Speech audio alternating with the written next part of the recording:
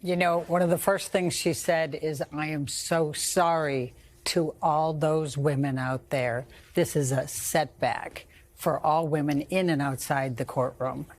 Which women, Elaine? The domestic violence survivors that her media friends are currently attacking all over Twitter? Those women? Is that who she feels badly for?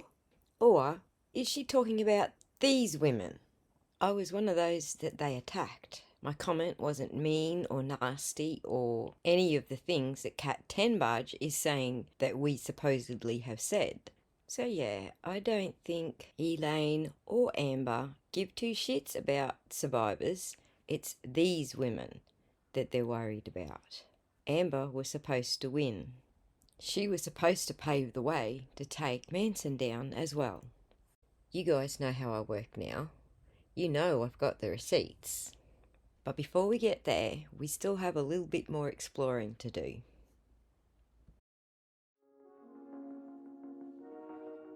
We all related on guilt and shame. Meeting the other girls, we all felt the same thing, guilt and shame. And being with these other girls, these feelings of guilt and shame have lessened. They're not going away, and I don't know that they will. And my feelings of dirtiness and wanting to wash that off has not gone away. And I really look forward to when it does. Of all the stories, I think I found this one the most compelling. But when you find out how this story turned out in the end, or is currently, I think you'll be as surprised as I was. Of course, I'm saving that part for later because I want to be able to tell this story in the order that it occurred rather than where it's currently at and trying to tell the story backwards. So we'll just tune in and listen to what she says. I have bonded with the 5 other main girls who went through this, and we have found such a strength in numbers. Aha! There isn't dozens, as Rolling Stones would have us believe. There's only 5. And our stories are all identical. It's disgusting. Like, at least if you're gonna be an abusive psychopath, be original. And he wasn't in any way. I grew up out here in LA in Calabasas. My parents are both in the industry, so I started modeling pretty young. I always wanted to act. That was my intention and my goal, but modeling monetarily came first.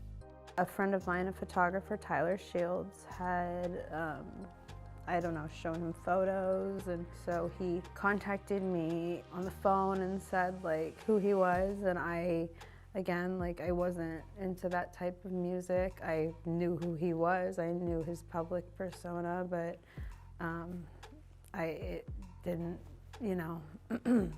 mean anything to me until he said and I know you're really interested in acting, and I think the reason that Ashley seems more credible than the other women is that she winds a lot of truth into the story, and her allegations aren't quite as, how did the book put it? Unbelievable? Outlandish? Whatever the term is, she mixes just enough truth into it and keeps the allegations kind of level.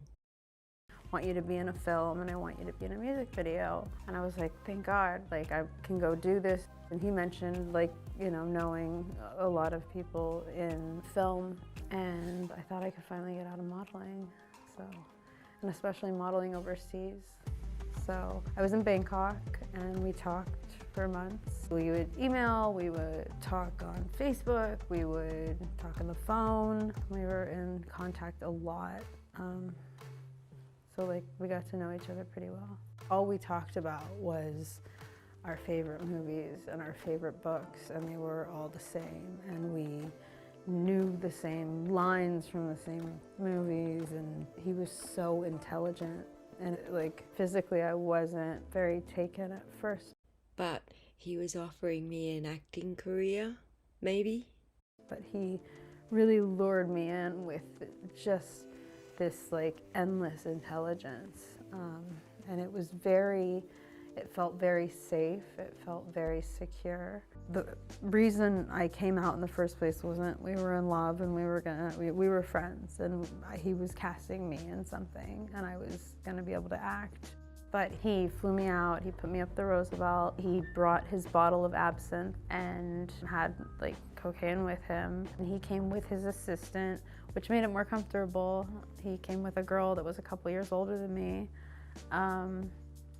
And we all, you know, hung out and had some drinks, and then, you know, he's like, "Can I kiss you?" And he was still being so romantic and so kind and normal. And if you exclude the 5 women who have all come out in the last year or so, everyone else he's dated, including Rose McGowan, have all said he's awfully romantic and sweet and straight. I went to his house the next day. It was odd. It was a hollowed out ballet studio. Billy Zane, the actor from Titanic, had lived there before him, so he had a mural of Billy Zane on the wall. A little odd that she doesn't know that he's good friends with Billy Zane. So as a ballet studio, there were big, like, open rooms. The bedroom was right when you walk in to the right. Everything was black, of course. And to the left, there was a glass sound booth. In the back, there was the studio. There was weird furniture. There was, like, mounds, like big mounds of cocaine in every single room. Mountains of it, huh? Like, seriously, I can't help myself. Just hang on a second.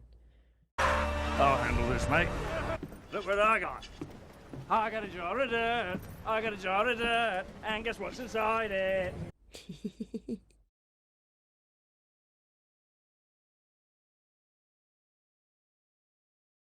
And it was just known that that was how it was. And his absinthe was, you know, I guess in boxes, you know. It was odd. Like, he was odd. I knew he was odd. Yeah, well, he's an Aspie, we're an acquired taste. Like, he looks odd. I didn't think I was going to, you know, like, leave it to Beaverland. I knew that he definitely, like, was darker than I was, but he didn't express any of that to me. Like, again, I didn't listen to that kind of music, but slowly, you know, these things were slow. Like, the first couple nights we hung out, I was allowed to sleep and he slept. And then it was little things that, like, you know, we were shooting and all of the windows were blacked out, so he would lie to me about what time it was and tell me, "Oh, it's only midnight." And it was, you know, maybe 6 in the morning and it was late outside. And I think most people with ADHD or on the spectrum are night owls. I don't think that's unusual. it's just the lies got more and more. Like, what I've read about getting someone into a cult is you deprive them of food, you deprive them of sleep, and you deprive them of talking to anyone. So, like, all those things were true. Like, if I would fall asleep at 1 in the morning, he would start playing really loud music and wake me up, and then I had to go do a line of cocaine to wake up and keep partying with him and entertain him. And more than that, give him attention and reaffirm how great his music sounded, how wonderful he was. And he was, even when he was abusive, sometimes he would be joking and funny. And then sometimes he would be the most terrifying monster in the world. Like, he would say things like, "Do you know I could kill you right now?" The first time that he, you know, I didn't know that you could rape someone that you were in a relationship with. And there's a difference between waking up to someone having sex with you nicely in the morning and waking up tied up with someone having sex with your unconscious body. Interesting phrase, right? Unconscious body. And all 3 women have used it. I might expect to hear different ways of phrasing the same thing, but not the exact same phrase from 3 different people. Like, being tied up and screaming and not enjoying it, and him like laughing like sadistically, or like, you know, gagging my mouth or something. And then we didn't really speak of it. I wasn't allowed to speak of it. I never stood up to him ever, because I knew that would be more abuse, more torture. And I didn't want it. There was a time where there was like, during rape, there was a struggle, and my nose broke, and I flew back overseas. Like I flew through Narita, the airport in Japan, with a broken nose. It's not comfortable to fly 17 hours with a broken nose. I had a bridal shoot the next day, and I had bruises on my eyes. I looked terrible. Okay, so there's obviously photos of this broken nose somewhere? And they said what happened, and I said I fell down, you know, like what any battered, abused woman said. You start telling lies, and then I just got, like I said, I was a light, happy, generous, caring, outgoing-ish person, and then I was a secretive, scared little girl. There was always people there at the house. His band, the assistant, friends, people with lights, because we were shooting all the time our movie or the music video or whatever BS. As people started to trickle out, I was always like looking to his assistant, who's a friend of mine still, Ashley, and we would look at each other like, it's gonna get bad, you know, like as soon as everyone starts leaving, he turns off the charm and the monster would come out. I mean, it was from 2010 to 2012. I can't, I mean. Interesting dates, because Evan said that it happened to her in 2011, and when she hooked up with Manson, he was already engaged to Dita. According to his friends, he split with Dita and hooked up with Evan pretty much in the same like week or month.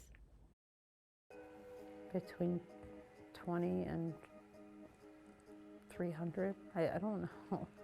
It just got more and more violent as time went on. He would cut like my ribs,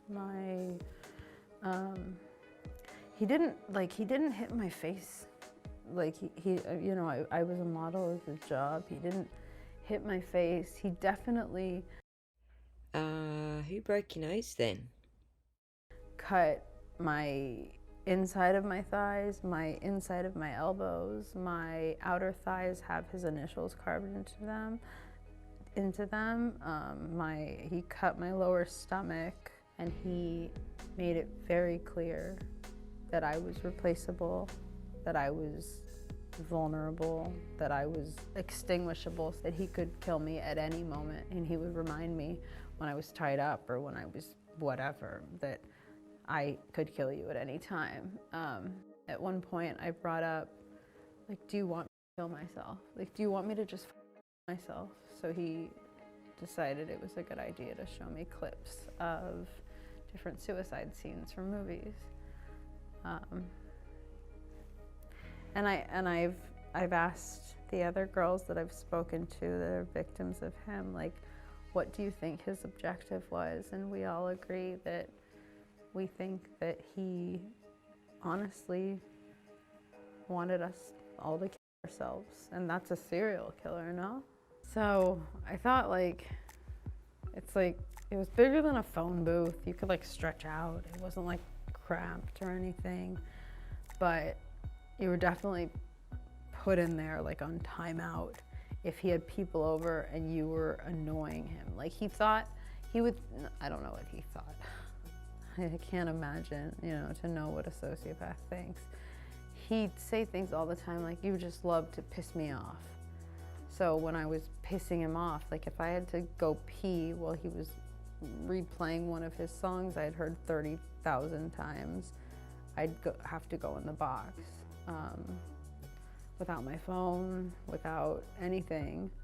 And the other girls that I've talked to have experienced the same thing, but like it was like a timeout punishment space. I think sometimes he forgot I was there because he was so drugged out or drunk or whatever. I think the longest I spent in there was maybe 6+ hours, which is like isolation like that isn't natural. It's not normal. It's so weird. Like there was so much abuse. There was so many things like of him just even shoving his fist in my mouth, like that could have killed me, putting the pillow over my face a little too long. Like I was afraid for my life every single moment I was with him, but more I was afraid that he was going to get rid of me and find someone else. And that's really sick. Like that's very brainwashed. And I've, reread messages where I was like, anything to make you feel loved. If I have to hurt for you to feel loved and cared about, that's okay. Like who says that? Like who thinks that way? Who thinks that low of themselves? And I was just afraid. I was afraid if I didn't push it as far as he wanted, that he'd find someone who would. I didn't know what BDSM was, and a lot of people are like, you knowingly entered into a BDSM relationship. And according to Evan, this wasn't about BDSM, that they didn't have a BDSM relationship. So this is a bit weird that all of a sudden the same girl that he's seeing in the same time frame that he's seeing Evan is doing BDSM. Like, I don't know what that is now even, and I've seen like 50 Shades of Grey. I didn't know what that was then, and that wasn't what he presented at all. Like he didn't say like, we're gonna have a relationship where you're gonna kneel down or lay on the bed and I'm gonna whip you with a swastika whip, or I'm gonna cut you while we're having sex, or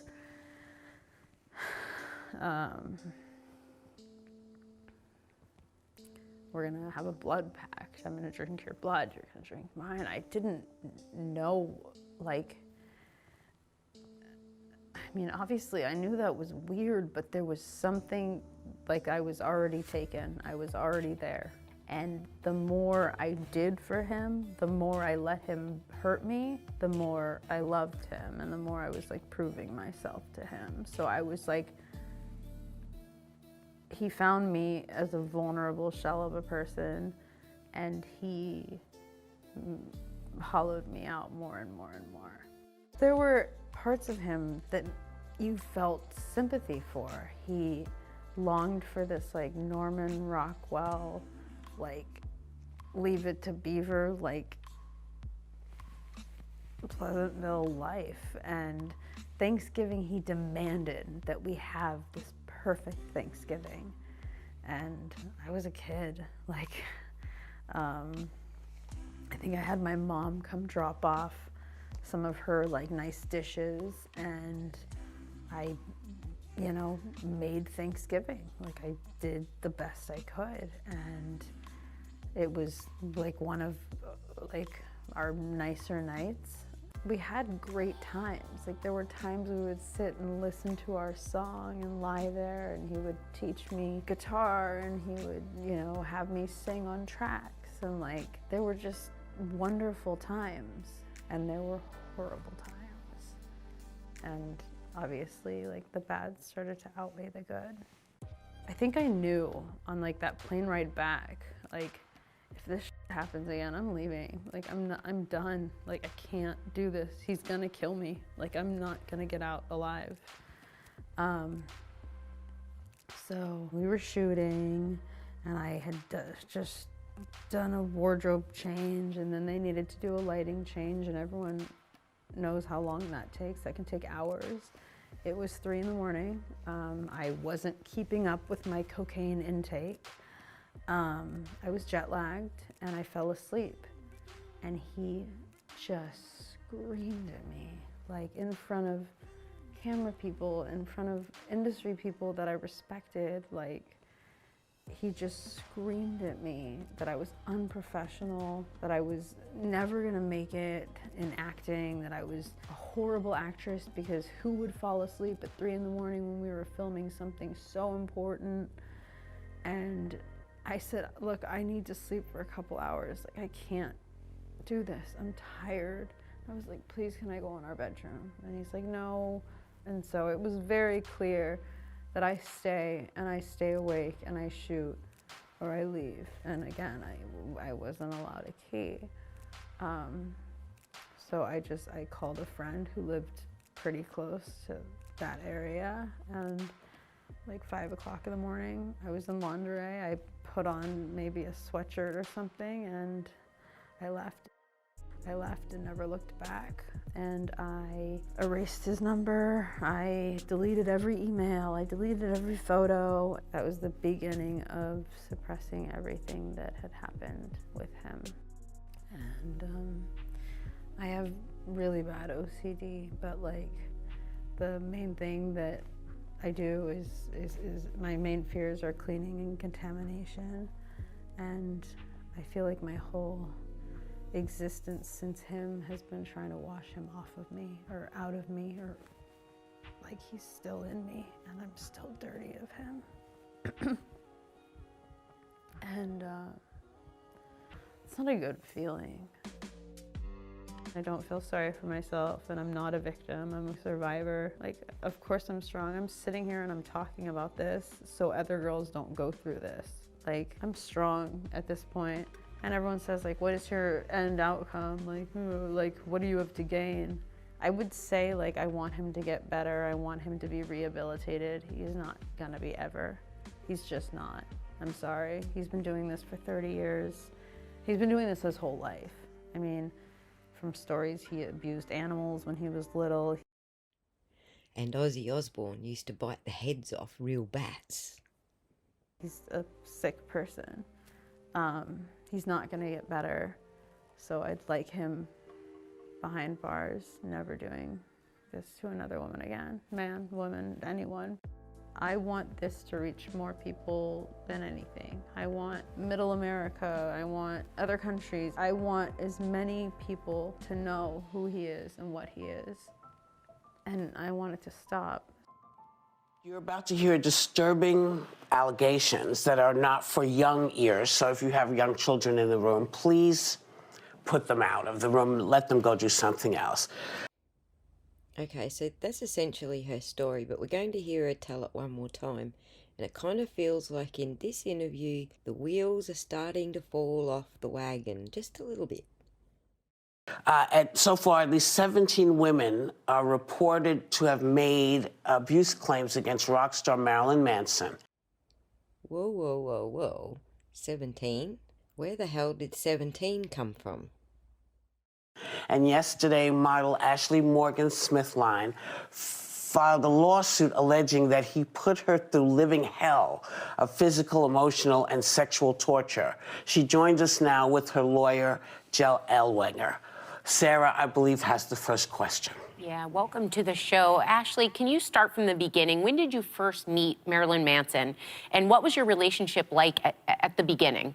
Hi, sorry, thank you for having us. I was kind of bombarded by Facebook messages, by emails, by Skype calls that I don't know if he remembered he did all of these different things, but we first connected over a Skype call in the summer of 2010. I was modeling in Bangkok, Thailand.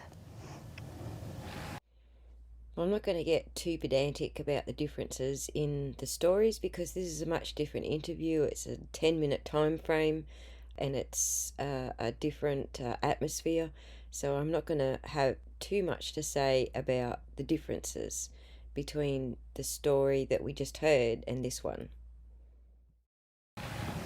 Ashley, you say that after a few months, your friendship evolved into a consensual sexual relationship, and every time you had a break from modeling in Asia, you would live with him in his Los Angeles apartment. According to you, this is when the psychological, physical, and sexual abuse started.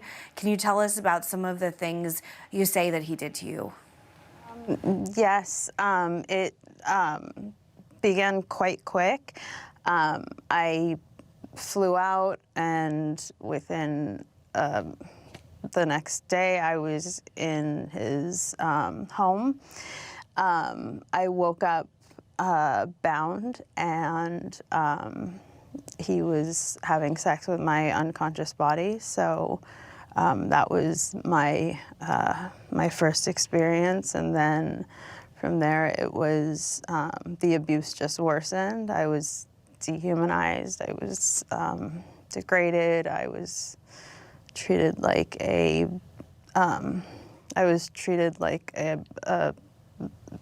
an animal that.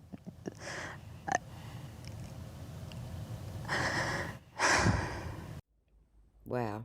Her lawyer's a fat lot of help, isn't he? Yeah. Ashley, I know this is very difficult to talk about, and thank you for sharing your story. Let me ask you this. Over the course of 2 years, you allege he raped you multiple times, cut you in several places with a knife, kept you sleep deprived, and manipulated you into a state of physical and emotional isolation. You say it got so bad that you were down to weighing only 80 pounds. Did you ever fear that he might kill you?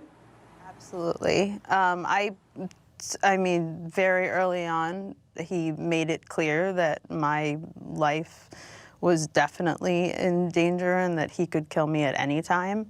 I was afraid all the time that he would end my life. So, Ashley, Uh-oh, look out. This one's going to ask the hard questions, I think. I understand that you traveled to Asia for modeling jobs throughout this relationship, but you say that you kept coming back to him when you would return to the United States. So help us understand why you would keep going back. Well, that was a bit disappointing.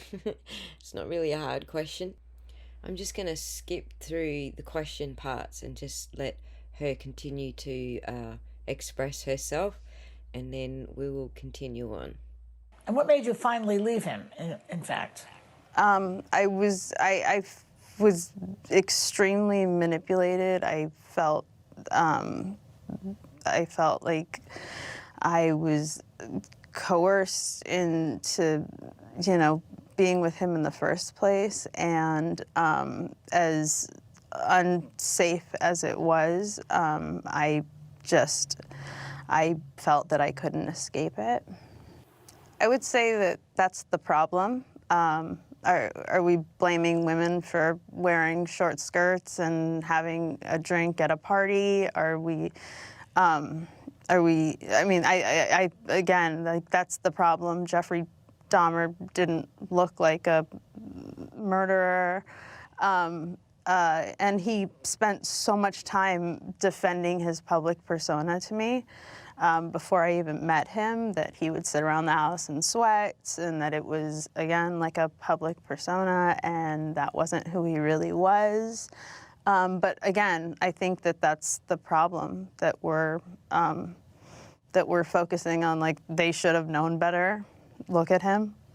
At this point, I've done everything. We've done everything that we can. I'm not a judge, I'm not a jury, but I really hope that he is held accountable for his actions. Now, 17 other women, including actress Evan Rachel Wood, have accused Manson of abuse, and you say their stories are very similar to yours. He denies their accusations as well, but what has it been like to have this group of women who understand what you say that you've been through?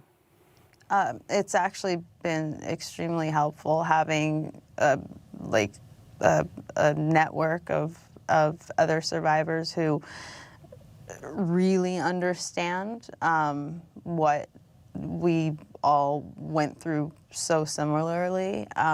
We have spoken, we've supported each other, and everyone's support has been unbelievable. I was hoping if I can help one woman leave an abusive relationship, leave or report a rape after it happens. If I could help one person and take one person out, then that would be enough. continue to hope that more and more people speak out against people, whether they're, Brian Warner or if they're, anyone. I mean, this is Regardless, never right, okay. right. Yeah. So, that is Ashley Morgan Smithline's story. Interesting to note that Manson responded to the allegations that Ashley made, and he said they only had a 1-week fling in 2010. And given the dates that I mentioned earlier, it does sound like that's probably closer to the truth. I mean, none of the women have said that they've run into each other at his house, all been locked in the same room. But essentially, I initially felt Ashley was more believable than the other two women. I didn't see the smug or contemptuous smirks creep across her face, as we saw with Evan, Esme, and especially Amber. And since we're on the topic, you guys know I don't really buy into this body language stuff, right? But specifically for your entertainment only, I'm going to show you a little something something. I particularly enjoyed the reactions of these people to discovering that Ashley wasn't quite as upfront as we thought she was. So these clips are from Eric Hunley's channel, and he is showing, presumably for the first time, Rob from Law and Lumber and Spidey from Behavioural Arts, some of the court documents that just came out recently. And their reactions are priceless. She said that the others gave her. We'll talk about that later. Let's just go with the analysis. No, I've got facts to show. I've got little displays to show later on. Again, I can't. I got to surprise Rob. I've got to surprise you. It's about surprises. Like Rob was surprised about who are lawyers. So that's an important thing. So the first bunch of sentences out of her mouth were about her. Not we corresponded, we talked on this, or we talked on that. He sent me this, he sent me that. I was modeling in Bangkok. So it's me. And I, being one of the people who will often be in a trap where I talk about me, I know what it means, and it's ego. So again, is she correcting for feeling little? We do that sometimes, to try to make ourselves feel better. But I'm always weary of people who start a conversation and it's me, he wrote to me, I was doing this. So yeah. From there, it was the abuse just worsened. I was dehumanized. I was degraded. I was treated like an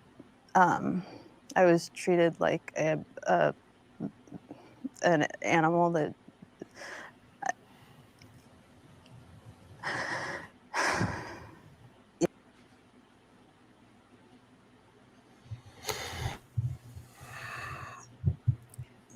Does the lawyer want to have any reaction or look on his face at all? Like your client is sitting there. I don't know. Your client is sitting there saying these things. And when I've had clients that say these things, I don't care how stoic you are as an attorney. You have to mirror your client. You have to be able to kind of at least give some credence to what your client is saying. Nod. Look over there. Turn your body towards her. Do something other than look straight forward and look like you're waiting for a freaking paycheck. I'm just not happy with how this lawyer is acting in this particular interview. Alita said in the chat, is her lawyer falling asleep? There was a long eye blink there. I agree with you, Rob. He perfectly said. How about her? Anything?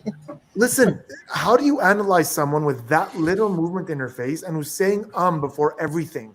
She said before house. You're like, house. And you know what's funny about this one? And this is, I go back to the lawyer. If your client's struggling like that, lean over, give them a reassuring gesture. Or if they're pausing and hesitating like that, why don't you just cut in and say, look, I understand this is hard for her to answer. I'm going to try and do the best I can to help her recap this. Interject. That's your freaking job. Yeah. Rob and I talked about a lot at great length. So Elaine and Amber's legal team, when the verdict was being read, when she got up and walked away, and there was no comfort, there was no one checking in with her. No, and yeah, it would be unfair to not mention it here as well.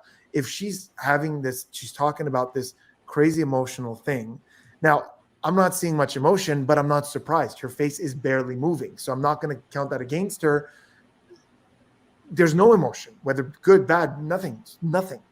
But yeah, you would expect him to sort of, look at her, see if she's okay. I'm sorry, it's okay. Like something. All right. Well, so I looked at this. From what I just pulled, and the chat gave me the information, February of 2021 was the first interview with Esme, yes. right? This interview was June 30th of 2021. Mm-hmm. Lawsuit was filed April 30th of 2021. First interview, no attorney on screen. I can completely see why. Esme handled herself just fine. Second interview, attorney on screen, and there's two reasons for that. One, the lawsuit's been filed, so the attorney is there to both put himself out there and make sure that everyone knows that he's the attorney that filed the lawsuit. Two, he's trying to give the air of protecting his client, which he's not doing a very good job at. But three, does anyone have any doubts as to why the attorney is there when the client is having this much difficulty? You need someone there to give credence to these allegations, especially because there's a lawsuit pending. Yeah, I know. Yeah. Ashley, I know this is very difficult to talk about, and thank you for sharing your story. Let me ask you this. Over the course of 2 years, you allege he raped you multiple times, cut you in several places with a knife, kept you sleep deprived. Pause. Someone's throwing me off, and I can't even listen to the words. Where the hell is their monitor? Because throughout that entire question, the lawyer was looking straight in front. She's looking down into her left. Where the hell is the monitor? And typically with things like this, there aren't 50 monitors. There's typically one, maybe two. Why aren't they looking at the same place? This woman's asking a serious question. I don't understand why they're looking at different. Can you just go back a little? I'm having a really hard time because I would like to know if in Ashley's case, this is sort of like this sort of board dismissive thing. Oh, did we already do how long it takes the lawyer to actually reassess when he looks at Ashley? No. Quite quick. I flew out, and within in front of them. The next day, I was in his home. I woke up bound, and this is crazy. He was having sex with my unconscious body. So. Anything there? Yeah, so again, back to the eyes. Like when she's talking, she is looking straight in front of her to where the lawyer's looking as well. I suspect that's where the monitor is. Lawyer's not looking straight ahead. Lawyer's looking off camera down, off camera to the left, off camera above. He is? The lawyer is. Very, very subtly, but the lawyer gets a little distracted, looks down, looks to the left, looks up. It's like micro. It's like when he's right paying off. attention, like I'm looking at his eyes to figure out where the monitor is. When he's paying attention, it seems to be pretty much right in front of them. When she's talking, she's looking straight into that monitor, which makes sense for someone who started sentences with I, me. She's looking at herself.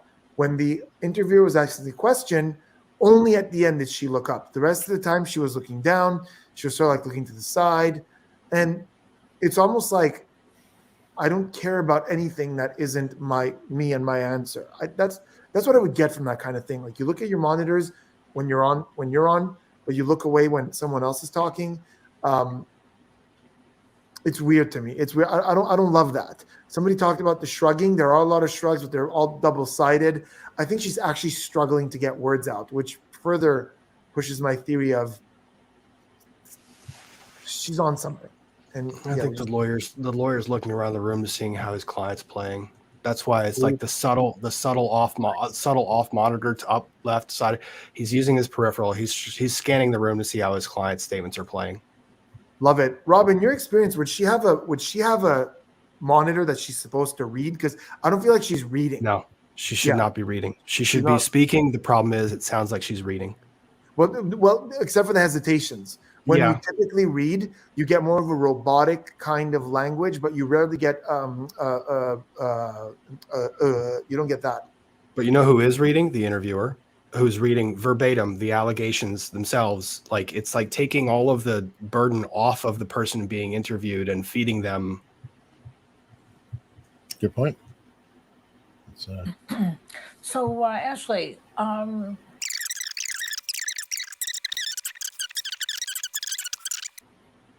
okay, and Spidey, you've seen the whole thing. Honestly, it doesn't really deviate from this, the entire interview. Am I wrong? No, non-verbally, this is it. This is what we're getting. A lot of ums and a lot of look. That's what. Bring it back up. I want to show you what I meant about the lips. What we're seeing right there is a lip compression. But when you have that much filler, you don't see it as that compressed. Do you see what I'm saying? Usually with a compression or retraction, the lips almost disappear. You don't see any red anymore. That's a compression. You could tell by the tension on the sides of the mouth, but we're not really seeing it because of that filler. So it's really hard to get her nonverbals. I'm not going to jump on someone who says that they return to their abuser. It's very common. A lot of people might say, well, that doesn't make sense. And even the way the question was said, like, can you explain to us why you went back to him? It's not uncommon. It's not uncommon for someone to go back to their abuser because there's a certain sense of comfort there. All right. I'm going to bring up some other stuff while you guys are talking here. I was going to give a quick shout out to Lauren in the comments, my BFF. What up, Lauren? I mean, the other funny thing about this interview is I remember the next question that's asked presupposes the abuse actually occurred. The next question that gets asked is no longer about allegations, is no longer anything. It is, having subjected yourself to or having been abused, it automatically assumes that it was correct. I didn't like that. I also thought that she's using the buzzwords like again, she stutters a lot with the I, and then the next two words out of her mouth are coerced, they are manipulated, and the use of the word manipulated doesn't even make sense in the context that she's using it. But I don't know how to read her. I don't know if this is normal. Well, I don't know, but since there's a lot of mysteries here, and we're going to continue on the same thing, essentially, here's some fun things to look at. This is an Instagram exchange through DMs she had with somebody talking about the interview. Okay, here we go. Here's the reactions now. Essentially, we'll start with her first statement in here, but they told me to lie and act and speak with no accent. It was truncated. So apparently... What does truncated mean? What's the accent? Apparently she's English or Australian. What? Why did they make you speak in an American accent out of curiosity? Be like Evan? So let's continue with the exchange. Hold on. They told me to lie? Guys, I have to have surprises for you, or this isn't any fun. Who told her to lie? Who told her? Her attorney? Well, let's read through. Maybe there'll be some context in here. Oh, I see. That's weird. There's already one of her. You could just be like you. That makes me sad. I just want to keep working and be myself. That sounds English. Whole cancel thing, and I got pulled into this whole cancel thing, and I just want to keep working and carry on living me own life. Why isn't me own life? Yeah, that does sound British, but why isn't she saying like I want to expose him? I did this for the truth. I want to do this to help the other. There's nothing in this conversation that's telling us like I'm doing this because this man is a terrible man. Shouldn't that be very present here, Rob? Next paragraph. Keep reading. Yep. Have you been, that's completely understandable. Have you been okay? This has got to be a pretty heavy burden to carry. It wasn't something I knew I was even brought into. I never wanted to cancel anyone, and I just fell in with influence. I want to work and move forward. Come on. Are these for sure? This is from court documents, guys. I'm reading the court documents. Admit it. Right. Let me see. You're not a bad person, though. You just do what you need to do to survive in life, right? Even if you have to be dishonest sometimes. I'm willing to bet that you never actually tried to hurt anybody. You never actually want to hurt anybody. I wouldn't actually hurt a fly. I have no anger or malice. Are you sure you're not Australian? Evan's documentary narrative just needs a certain spin for her billions. And then I saw you on the news, LMAO. And you so did not want to be there. He kind of looks like you had been awake for three days straight and were possibly on like 6 caffeine pills. And get!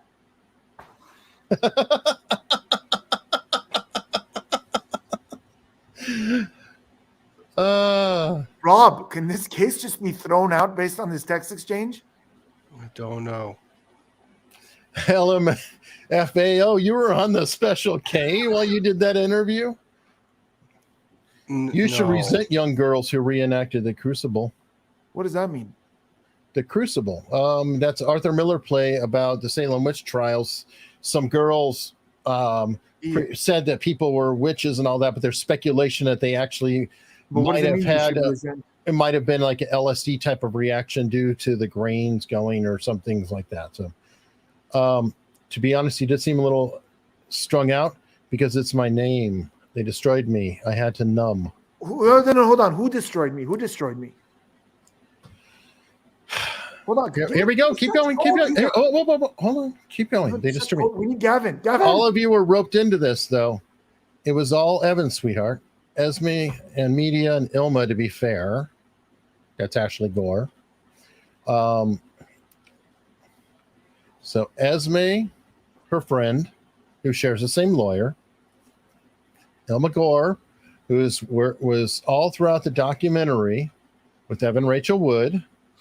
And by the way, Esme, who testified with Evan Rachel Wood as part of the Phoenix Act. This is all stuff to go, elsewhere. I'm just staying I'm staying on point, guys. That's all, because this is very specific. But they let me be Patsy and take it the worst. I left country. Yes, the media was also roped into this. Evan had a lot of power here. She controlled everything. I can't exist in that cruelty. People take the purest kind of souls to take falls. I know, sweetie. We're going to clear your name one day, yeah? And I know, Angel, it's just not okay. I know you're gullible and a people pleaser. You thought you were doing the right thing. But, okay, we're almost through here. Don't scroll past that one. Do you really think that by lying, making up your own story, you'd be helping her? Yeah, I hate lies too. I can't stand telling lies, and I can't stand injustice. Always got to do the right thing, even if it hurts me in some way. I end up feeling better after it anyway. Like I'm falling for someone, and we went about it as adults. Wasn't supposed to, but 3 days in, we owned it and took lashing, took blame and consequence. Your heart chooses what it does, and life is already written. Eric, do you know what these texts, like there's a sort of a covert function to these texts, and that covert function is that I hate you, because when we do analysis, like we struggle to look at every little thing and we're like, oh, what is it? You had the answer. Like you could have just put me out of my misery yesterday and been like, here, look at this. And I'd be like, no. But you're like, no, analyze it. Yes, well, I mean, the people asked. The people asked. Well, it's okay, guys. It's nice. I have a little bit more. Nice to know that she was faking an accent. That would have been helpful. Well, you know what? That takes a lot of brain power, especially if you're high. Else is fucking funny? I'm sorry. Did I allow you to use profanity yet? You just did. Oh, I'll take it back. Go ahead, bud. No, Alita, this is her attorney is sitting there right next to him. Right next to him. Obviously, they've had conversations, including leading up to this interview. And he's sitting right next to her. And she starts with this bogus American accent. And he doesn't flinch. He's looking square ahead. Like this is practiced. And you know what? It's a good lie. If he has never heard this before, he's the best deceiver I've ever seen in the world. Because it's impressive. There's nothing that throws him off. Maybe he had some ketamine. All right, but guys, there's a little bit more. I don't want to take just one Instagram confession conversation out of context. So let's look at a little more on her Instagram. No, hold on. Before we go on, she did a story. There's so much to say. Hold on. Hold on. Rob made a point that Eric, Eric, you've had too much fun. We get to have a little fun now. We get to have a little fun. Listen, you're going to drop a bomb like this on us. You're going to give us time to recover. My attorney, Mr. Morton, was very correct about something. The fact that the guy kept a straight face while she's faking this accent is hilarious. Imagine if we started this stream and all of a sudden Rob is like, hello, governor. I'd be like,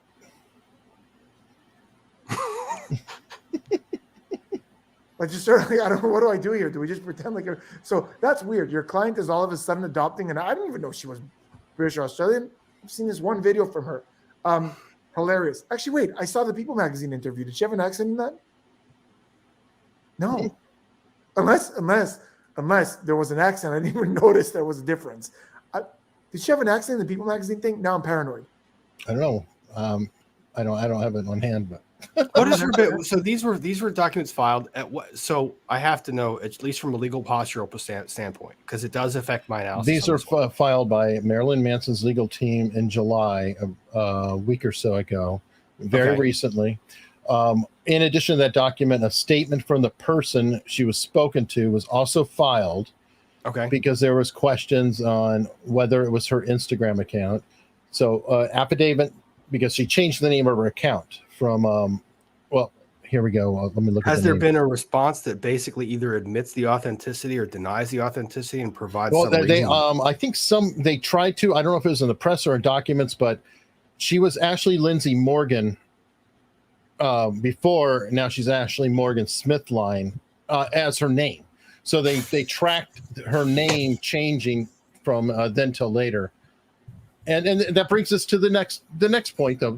That is no. Hold on. I'm watching the People magazine interview. There is no accent. Besides besides all of that, it's the same. So she just goes on interviews about him and puts on accents. I know. She said that he wanted her to do not. So I don't know. Rob, is this considered a class action suit? Like, I don't know the diff. Like, is this when no? It's four independent suits that have been consolidated because the allegations are so substantially similar, I believe. I love how he said that. Like I'm supposed. No, to I don't think so because Esme's is going to be the first one tried. Oh, so they're not consolidated? They're four separate cases. Ashley Waters is already thrown out, and I don't know the status on Ashley Morgan, but here's another thing. Her again, and she wanted to show those bite marks. And it made me think of Esme. Remember, he loved to bite. Yep, to bite black and blue. Bad biter.